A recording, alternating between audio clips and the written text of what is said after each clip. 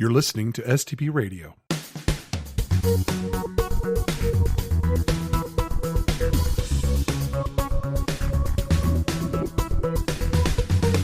Welcome back to STP Radio. I'm your host, Mike Lyles, and I'm so excited to conduct another interview with one of our upcoming speakers at our spring 2017 STPCon conference. In case you've not signed up yet, STPCon will be in Phoenix, Arizona from March the 14th through the 17th this year. And if you reach out to me, I can share a discount code for your registration. Be sure to check out STPCon.com, where you can learn more about the conference, the speakers, our special events, and our conference pricing. And you can also follow us on Twitter and Instagram. Look for @SoftwareTestPro on both of these social networks. So let's meet our guest for today. Today we have Jess Lancaster. Welcome to STP Radio, Jess. Thanks, Mike. Well, let me tell everyone a little bit about Jess. Jess is a QA practice manager at TechSmith, the makers of Snagit, Camtasia, and other visual communication software applications. She has over 18 years of testing and test leadership experience with the government, financial, insurance, and commercial software organizations. He speaks regularly on software testing topics at local meetups, conferences, and workshops. And he has also served as an adjunct faculty for software testing at Lansing Community College and is the co-founder of Lansing Area Software Testers.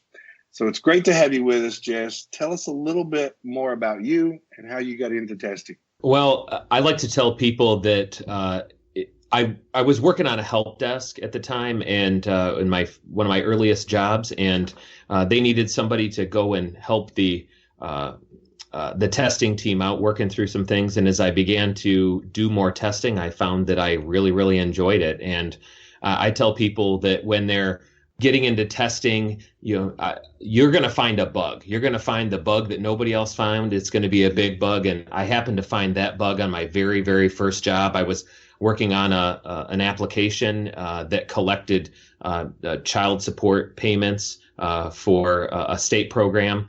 And I was the maintenance tester on a team as my very first job. And I began to comb through the requirements. And as I began to look at those requirements, I came up with some test cases and was running some data analysis related to the program that was going to be collecting basically tax information from people that had were indebted for their child support. And as I began to work on this program, I found that traced through the logic and found a really, really big bug where a number of accounts were not getting picked up. And it was to the tune of millions of dollars that this program was off. And I got some pats on the back for that. And I thought, hey, I should do this for a career. I really like this. I might be able to find. And that was like the best bug I've ever found in the last 20 years. So that's kind of how I got into testing. And I'm still living through that, finding that bug. I always ask people that whenever they are interviewing with me in years past, new testers or experienced testers, and I always ask them, what is the best bug you've ever found? And I love the looks, because you can tell right away if they're really strongly passionate about testing, they're going to know immediately because they've got it in their pocket. They know exactly what the best bug they ever found was. And I love your story because your best bug was your first real major one, that one of the first bugs you had, but it changed you. And I think that's, we've talked with several folks on the radio show the last couple of weeks. And what I think is always surprising to me, or maybe not surprising anymore the more I hear it, is that folks usually didn't start in testing. They started somewhere else. I was going to be a programmer since 6th grade. I was on the help desk when I was younger, and I decided I kind of liked that in my first year of my career. And then I moved into development, but then I really met testing, and I said, this is really, I had a passion for testing before my organization had a testing organization. So I was doing it kind of on my own. And I think when you get that passion and you just know, it's like, there's the two best days in your life, the day you're born and the day you find out why. With the testing world, is the two most perfect days for a tester is the day you start working in IT and the day you decide you're going to be a tester.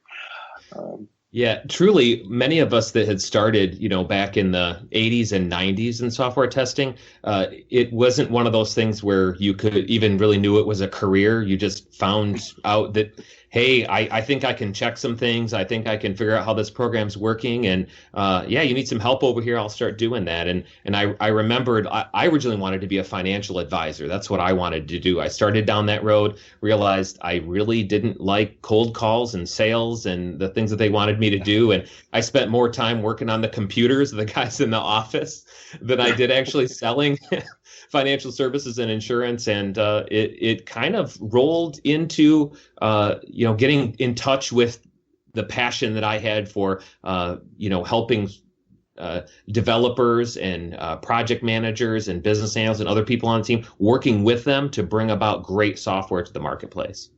Oh yeah. Yeah, well, and then I noticed in your biography, and I think you've taken that to a new level with you co-founded a meetup group called Lansing Area Software Testers. Now I have to ask, did you mean for it to spell last? Well, it's kind of funny. At first, in the Lansing region, Lansing's the capital of Michigan, and so we called it Capital Area Software Testers. But if you use that acronym, it kind of rhymes with another testing conference. So so we abandoned that, right, because people could get confused. And and so we consider ourselves to be what we call the nice guys because we finish last. True. Well, I could just hear people saying, "Hey, I'm going to my last meetup tonight," and getting a lot of confusing looks. So, but I have a ton of respect for people that build and start build and stand up meetups, because I think it's I know several people that have done it. It's such a great way to share knowledge and get folks out of their cubes and their test labs and their offices. Really allow them to socialize with other testers and share what they're learning. I've said it many times that too many testers go to the office, punch the proverbial clock, do their job, and go home. And we know athletes, actors, singers, they all practice even when they're not performing. And I feel strongly that if you want to be a great tester, you've got to be constantly working on self-improvement and increasing your skill sets. So I want to ask you, what do you like most about your meetup, and where do you see it going in the future? Well, a lot of what we've done in our meetups is had a lot of the local speakers end up speaking and sharing ideas. And sometimes it can be a challenge to get people to share, but it's almost like you have to coach them into doing a talk. And what I like best about it is the meetup is like a collision of perspectives. We don't just do a talk and then break and people are gone. We try to keep our talks shorter. We do them on a lunchtime, and we try to keep our talks, 20 to 30 minutes, because we also want to have plenty of time for people to discuss and ask questions. And sometimes we've had people drive from an hour away to come to a lunch meetup because the topic resonated with them so much. Yeah. And they said, we're dealing with this right now in our organization. How can you help us? And we even had, this was pretty funny, a few meetups ago. We have some recruiters come, and sometimes you feel like the recruiters are there and they're going to pick off employees that are there. And I was talking to a recruiter one day, and he's like, we recruit for these types of jobs. We need to know how people do these jobs, so we come to the meetup. And it was one of the meetups. Yeah, it was one of the meetups that I was coordinating on pair testing, which is real. The talk that I'll be giving is related to that. But they said that they took pairing back to their office, and they said, hey, you guys pair when you're testing. We're going to try to pair on some of these recs that we're filling. And they started saying, we're pairing and working together on these things, and it's helping us. And I just thought that was just like a great testimony as far as how these topics can really transcend industries. I agree. And, I've seen so many developer managers, leads come to STPCon, and they come to learn that, what I want to know what the testing organization is doing, and I want to learn more. And we've had several folks who are repeat attendees to the conference that don't do testing. They do development or they do some other role, but they wanted to know. But you mentioned your workshop on pair testing, and I think your workshop's called Pair Testing, the Secret Sauce of Agile Testing. And if anybody's looked at our program, they noticed that we have 2 pair testing workshops. And when we were we put together this program, we decided, okay, you got your workshop, we've got one that Pradeepa was giving, or kind of the same topic, but they were speaking at different angles. And we sat down and we said, you know what, we're going to have them both. We're going to put them both on the program, and we're going to have them at separate times so people can go to both. And really, I feel that if someone goes to hers and comes to yours both, they can really get a really strong understanding of what it's like to do pair testing and to really integrate that. And I think people and organizations are failing to use this extremely beneficial practice. And I'm so glad we're having you and Pradeepa both talk about it. But I'd like to hear, some of the things that you want to do in the workshop and what you hope to share with the audience. So primarily what I focus on in my pair testing workshop is, I talk to people about why they should pair, give them the reasons behind it, because there's really a lot of compelling reasons why people need to be pairing. I also like to cover really how to get started. And I know it's really important for workshops when people are getting started with something for them to get exposure. When I talk, I'm not going to do a session where somebody's not going to be able to walk into work Monday when they get back and they're going to walk in there and they're going to be able to implement something that I've talked about, because I really feel like when you're training and you're teaching people, you need to have something practical. And so I give them the details on how to get started. I talk about the mistakes that my team has made and what we did to overcome them. So it's like you can start out not making the same mistakes that we did. So that's what I talk about is like the secret sauce. You can kind of make some adjustments to the way that you're pairing and kind of also make it your own. And then I give them the exact recipe of how we do pairing here. And so we do it a little bit different than maybe what some organizations might, where people are pairing all the time. We don't do that. We have testers pair when they feel it's most relevant. So they're not sitting next to another tester pairing all the time or pairing with a dev all the time.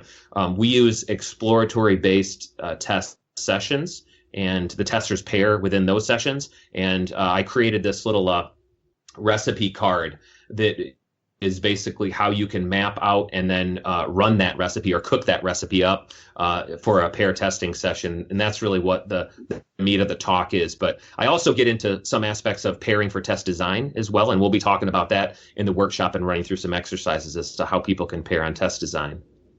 It's going to be outstanding. I think a lot of people understand what it is, but they don't understand how it works. And I think your workshop is going to be something that can really help people really get a grasp of what it's doing.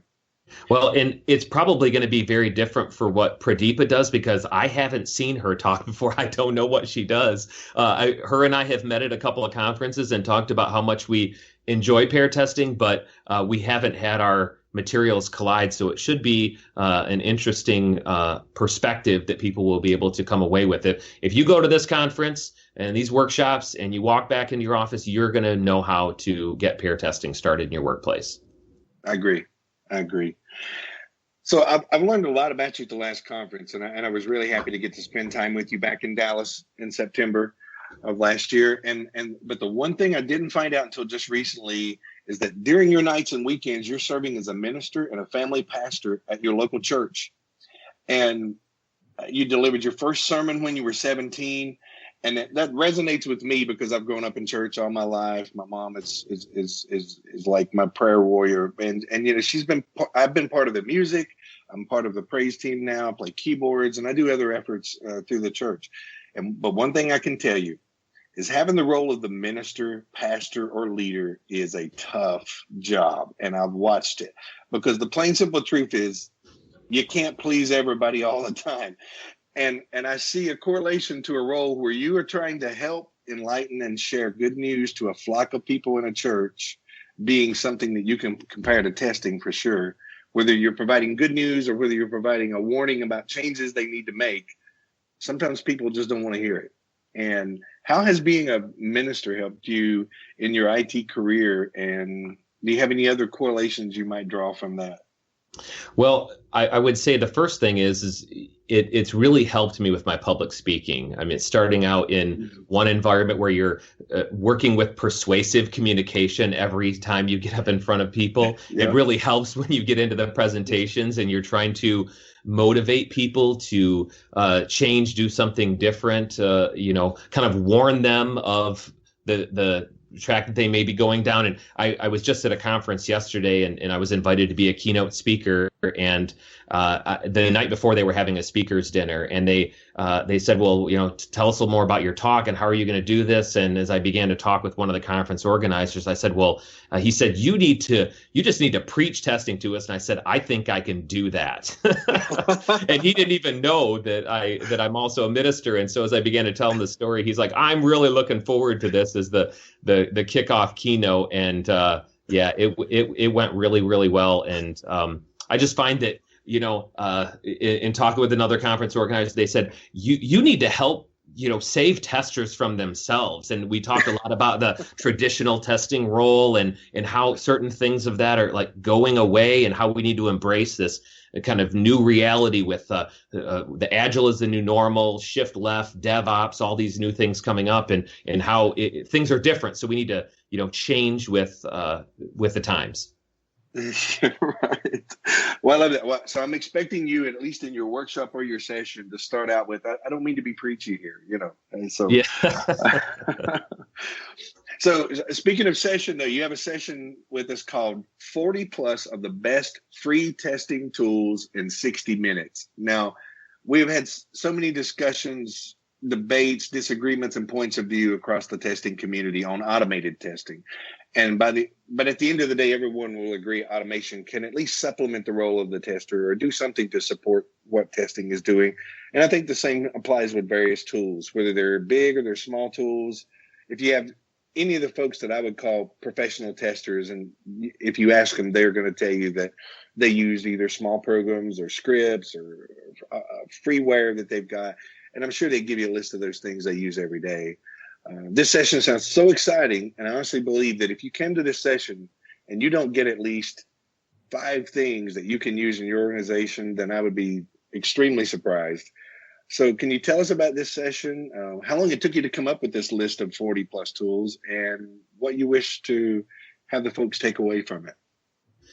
Yeah, so this session came from an idea. I was at an Agile conference, and somebody went through a list of different kinds of Agile tools that people could be using. And I thought, this could apply to testing tools. And I said, yeah, but there's a lot of testing tools that are out there. I said, so I'm going to make it harder on myself and say free tools. Ones that you don't have to go through your IT department and get licensing and all of these other things worked out, but something that you could download and, really be able to engage with and get some value out of right away. So as I began to put this talk together, I surveyed testers here in our organization to find out the tools that they use, that they value the most. And I've got them all categorized. I've got some tools that help with automation, some tools that help with thinking, some tools that help with test case organization, and just tools that are model based. And I really wanted to give people a list that they could select from and things that they could go back in their workplace and try. So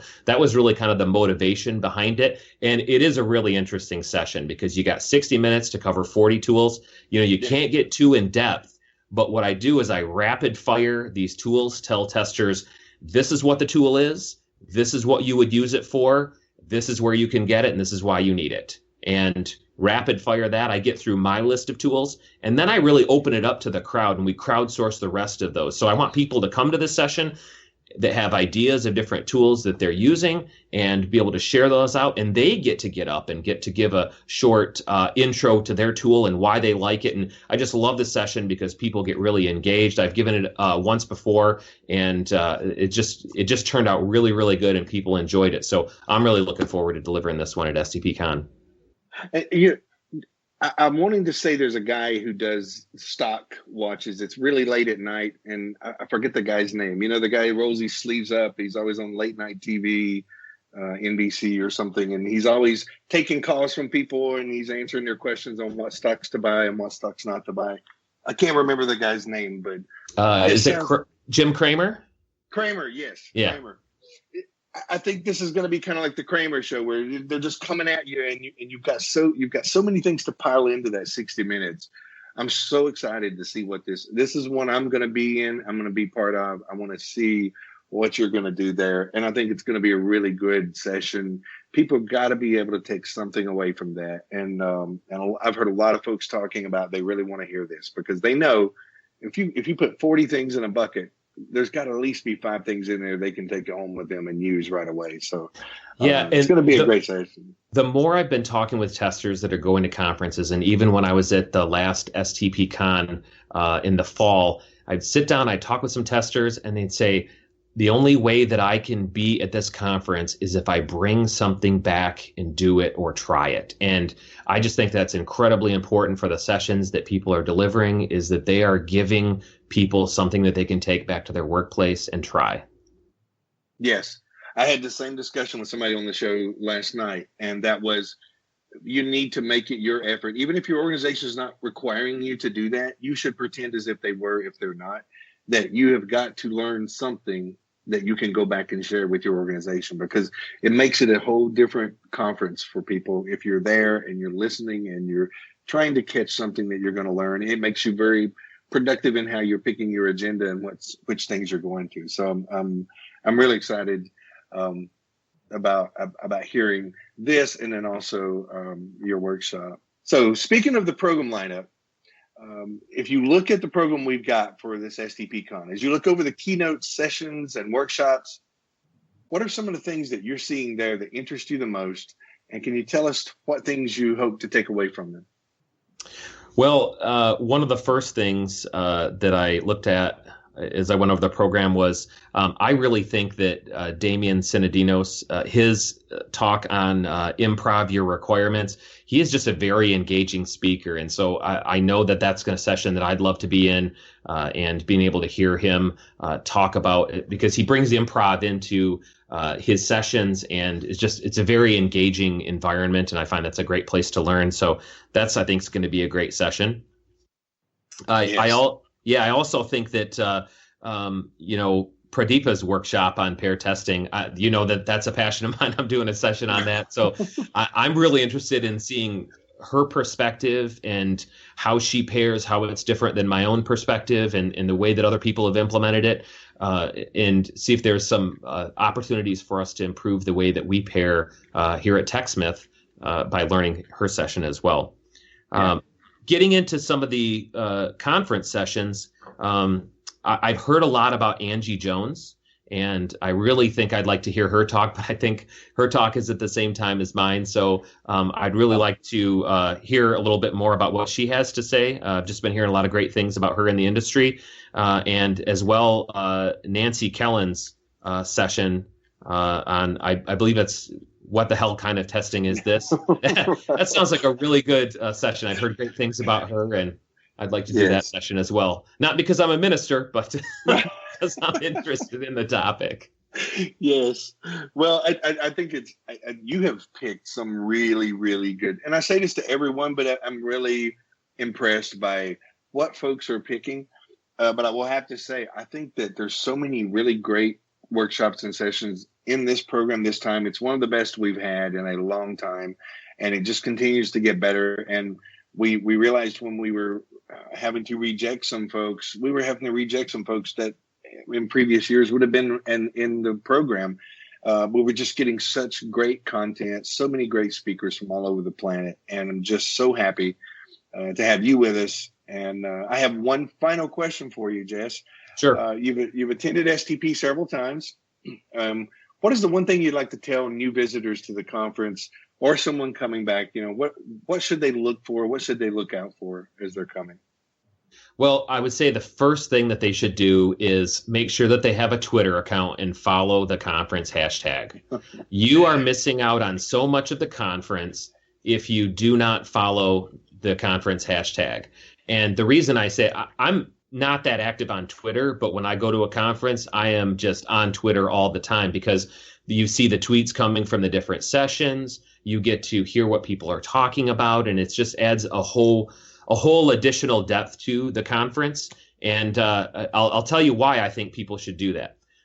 At the last STPCon, I got in from my flight, got into the hotel, got checked in, and I like to meet people. I like to go around and see who is attending there. And I was going through the conference hashtag, and I went down to the restaurant in the hotel. And as I flipped through there, the Twitter feed, I saw a picture of a couple of guys with beards, and I saw one of the guys sitting across the restaurant, and I finished my meal. I got up, I walked over there, and I said, "Hey, I recognize this beard from Twitter." And we both laughed. I sat down, and you know what? We hung out for the majority of the rest of the conference. It was just a great opportunity. So people will miss out on an awful lot of the conference if they're not following the hashtag, and also meeting people. Talk to them about the challenges you're having in your workplace, the problems you have. It's not just what happens in the session, but a lot of the conference is about connecting with the other attendees, and you will make friends. You will, I tell people testing conferences are like group therapy for the testing community, where we can all come and share our problems and seek to get solutions and, improve our situation. Yeah, and we've had about 14 or 15 interviews. I think you're the 15th one getting interviewed on the radio show for the program. You're the first one to say, get on Twitter if you're not, and look at Twitter. But I will tell you, that is some great advice. I completely agree. That was how I got started on Twitter. I had accounts for a long time when I started speaking at STPCon back in 2012. And I'm standing there speaking, and I'm using my phone to time myself. I knew I had an hour to speak. I knew I wanted to get it. I'm watching the timer. And I started noticing tweets come up, and my name is on the tweets. And the guy on the front row is tweeting what I'm saying. And it's, blowing up my phone. And I thought, wow, this is an interesting way. And I'd never seen it done. But I realized that is the core. And STPCon does it better than any I've been to. There's others that do it a lot, but I've not seen it as prevalent, because the people that come and the people that attend really use Twitter. And you're right. If you're in one session, you might see somebody tweeting about another one, and you're looking, I might want to go to that one. Yeah, right. So, and I think it really helps. Or if someone says, I really like this speaker, I'm really going to go see this one. Or if the speakers, you see that they're very interactive and they're saying, hey, come see my session. It's in 30 minutes. It really encourages people to come there, and you can learn a lot about the interactive. And you're right, the after hours and the different things. And we've got the meet with the speakers meet and greet on Wednesday night of the conference. And then on Thursday night, we have the social event with the sponsors. So it's going to be a great opportunity for folks to socialize, but you can find out who's who and who's where. Like you said, you see a beard, it's kind of recognizable if you've seen the picture, and then you meet them in public. So yeah, I would just give people one more piece of advice when they're attending a conference. Please, please, please get up and go talk to the speakers. We want feedback. We want to hear what you have to say about what we've talked about. We want to hear the challenges you have in your workplace. And I find that just really helps me out a lot as a speaker, is to get that personal feedback. And if you think we did a good job, tell us. If you don't agree with something we've said, tell us. And we're not perfect. We can make changes to our talks. Absolutely. Absolutely. Well, Jess, thank you so much for your time today. I've learned so much more about you, and I've really enjoyed having this talk. It's been fun. It's been exciting. And we're really looking forward to seeing you in Phoenix next month. Thanks, Mike. All right. Well, everyone, this concludes our next episode of STP Radio. Thanks, everybody, for listening. Stay tuned for more episodes coming soon. And if you haven't signed up for the conference yet, what are you waiting for? Get out there, register, and we'll see you next month in Phoenix. Thanks for listening to this episode of STP Radio, and stay tuned for more episodes. Learn more about the conference being held in Phoenix, Arizona, March 14th through 17th by visiting stpcon.com.